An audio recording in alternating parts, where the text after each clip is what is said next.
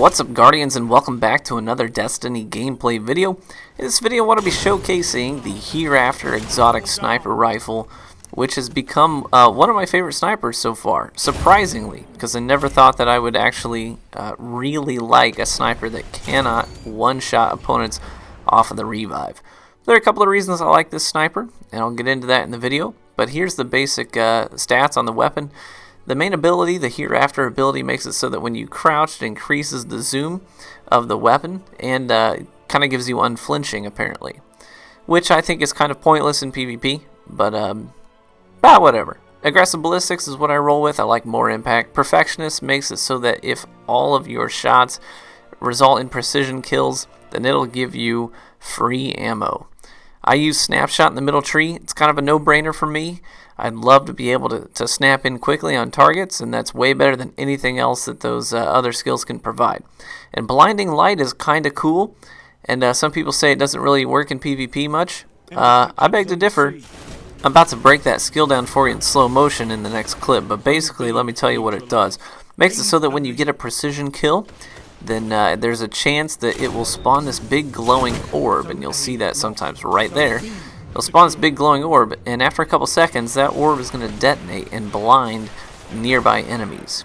Now, I don't think it's a chance to do it. It says it has a chance to make this orb, but literally every precision kill I get does it, except for when they're like back to back. So I think it's like once every, I don't know, 3 or 4 seconds. But you see it there as well.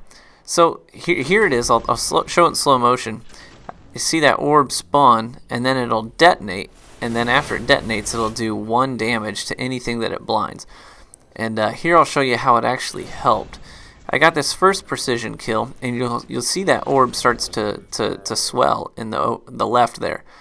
And I zoom in. Once it detonates, this guy was coming over for the revive, but it detonates, it blinds him, and you can see when he steps out, he's got that blinding sort of aura around his head, showing me that he's clearly blinded by the effects of that orb. So it definitely does help. And I think that elimination is where it helps the most. And you see it again there. Swells, detonates, blinds the third guy. Helps me get a triple kill.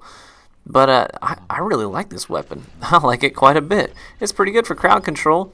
And most players will probably not get the Perfectionist perk to proc in PvP at all. It's really hard to get 4 precision kills, but the good news is that it doesn't have a timer on that, so you can get a precision kill, holster the weapon, go around with your primary, pull it out again, get another precision kill, holster your special, pull out your primary, and as long as you don't reload, you'll never cancel that counter, and so you can get your 4 precision kills and spread them out across the match if you want to get free ammo.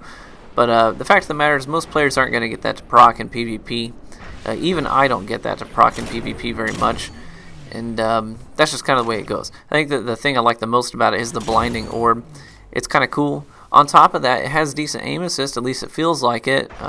People are playtesting to sort of give it a value right now. But in the meantime, I can just tell you, it feels like it's got maybe middle of the road aim assist, which I like. I don't like too much, but I don't like too little. So I'm enjoying that aspect of it. Snapshot, I definitely love. I definitely love being able to snap in quickly to acquire targets. And on top of that, the impact is decent. I mean, it can't one-hit over-shielded opponents, but it's not a Praetor's Revenge. It's not a scout rifle. It'll do some damage, so that's a good thing. And the zoom on the scope itself, the scope is weird. It looks like something that came out of Radio Shack in the 70s. It's interesting, but the zoom is low, which I really like. I like low zoom scopes, so because of that, I can kind of whip it around more and get some more close quarters snipes with it. But bottom line is, I'm really liking this sniper rifle. I like it quite a bit. I like it a lot more than I thought I would like it. In fact, initially when I picked it up and started playing with it without it being leveled up, I didn't really know how I felt about it. I was kind of like, it's alright, but it looks weird. But I'll tell you, once you get used to the scope on it, you're going to find yourself playing pretty confidently with it. At least I am. And for the time being, this is my go-to sniper. In fact, I used it in the Oryx fight when we took down Oryx, and I got this raid scout rifle out of that fight. But really happy with the way that it performed in that. particular engagement. It's got a nice rate of fire on it. It was really good for putting down ogres, which is a big part of that fight. So hopefully you guys can get your hands on it. Let me know how you feel about it. I'd love to hear your take on the weapon and how you're enjoying it. So thanks for stopping by, guys.